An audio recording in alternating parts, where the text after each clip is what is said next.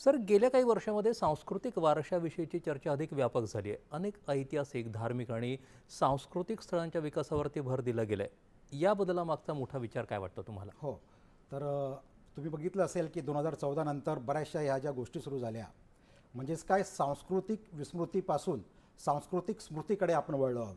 हा जो प्रवास सुरू झाला आहे त्याच्या मागचं जर तुम्ही पंचप्रण म्हणून जो पंतप्रधान नरेंद्र मोदींनी लाल किल्ल्यावरनं भाषण दिलं होतं, त्याच्यामध्ये त्यांनी दोन गोष्टी प्रामुख्याने मांडल्या होत्या की जी गुलामगिरीची मानसिकता निर्माण झाली आहे त्याच्यातनं आपल्याला बाहेर निघायचं आहे, आणि दुसरी म्हणजे सांस्कृतिक वारसा पुढे आपल्याला चालवायचा आहे.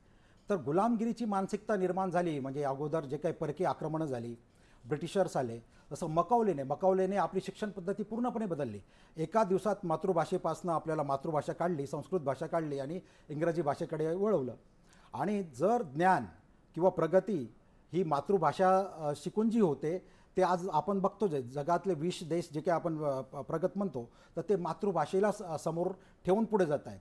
आणि आपल्याला आपल्या मातृभाषेपासून संस्कृत भाषेपासून दूर नेलं मकावलेने, आणि आज आपली अधोगती आपण बघतोय. तर अशी ही जी गुलामगिरीची मानसिकता वेगवेगळ्या कारणामुळे निर्माण झाली आणि आपल्या संस्कृतीबद्दलच आपल्याला चीड निर्माण झाली. कारण आपल्याला ज्या पद्धतीने आपल्यासमोर जे काही मकौलेने मांडलं किंवा मॅक्स मुलरने मांडलं वेद उपनिषदांबद्दल, आपल्याला आपल्या संस्कृतीची घृणा वाटायला लागली आणि त्यामुळे आपण आपल्या संस्कृतीपासून लांब गेलो.